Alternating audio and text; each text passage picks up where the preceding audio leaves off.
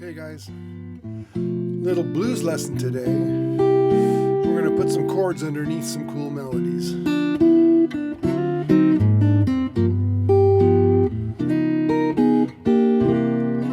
So first we're going to look at the chords. And by the way, please subscribe to my channel, like, and do the YouTube-y stuff. And also if you're interested in merch that has cool sayings or photographs or little musical examples or something like that, please check out my merch store. Okay, so we're going to look at a blues in the key of G. G is a good key because it gives us a fair amount of room to move up the board as we apply bass notes. One of the things that's happening here is that the bass movement in the chords is we're using inversions to get different notes in the bass. So a G7 followed by a G9 with the third in the bass, another G7 with the fifth in the bass, and then maybe a G9 with the flat seventh in the bass, or I can play that up here. And then do a similar thing, C7, C9 with E in the bass, C7 with the fifth in the bass, and then the ninth on top of a C7th chord. Now, some of these chords have other names. You might have noticed that this looks like B minor 7 flat 5, and if you're really hip, you might think of that as a D minor 6. D minor 7 will also work there. Similarly, C7, E minor 7 flat 5, G minor 6 or G minor 7, and then back to 1. And then on the turnaround, I might play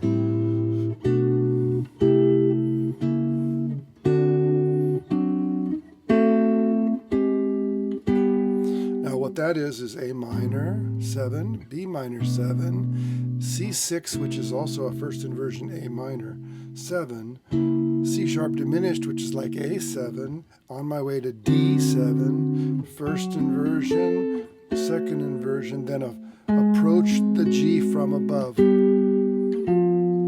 6th chord, approach the A7 from above, approach the D7 from above, and approach the G7 from above.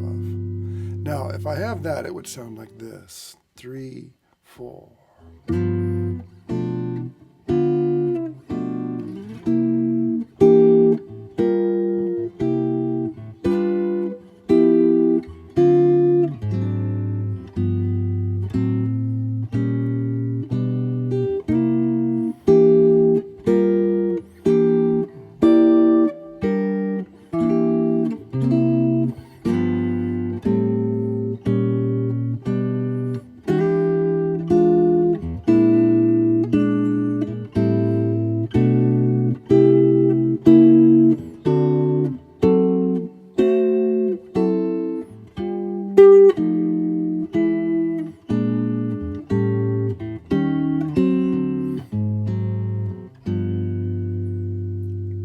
Basically, with some little ornamentation that I couldn't resist doing. So now, that might be enough, and I'm going to write that down as best I can and have it available, either from my website or for my Patreon and TrueFire folks. By the way, if you're interested, the Patreon page is great. It's got a lot of different stuff on it. I try and contribute to it frequently, not as much as I did at the beginning, but there's a lot of material up there. And then the TrueFire thing is completely full of stuff. I've been putting stuff up there for 2 years, so there's a very deep pool of information there. And I'm also always putting new things up, and it's a great community. So check both those things out, links down below. So let me give it a try to play a little simple melody up above those types of chords. I'm not going to write this one down because I never know really where it's going to take me. So anyway, here we go.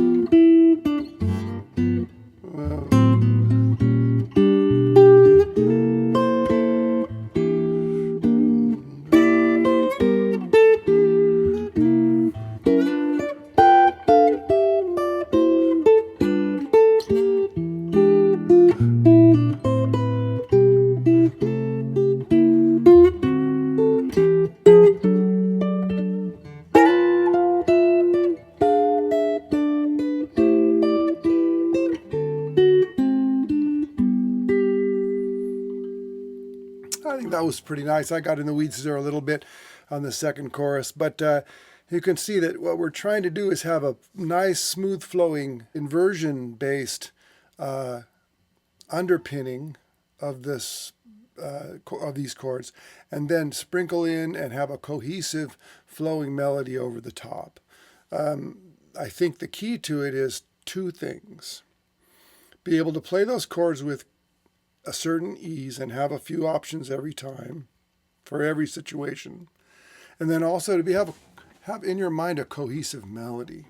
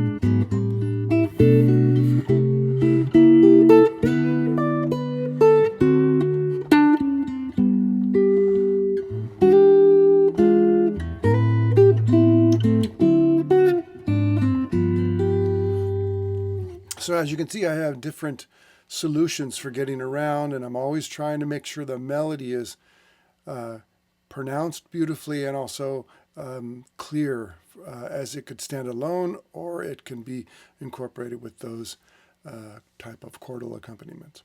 So anyway, have fun with this. There will be more like this coming up. Stay tuned, and thank you for participating in my various channels if you are. Take care.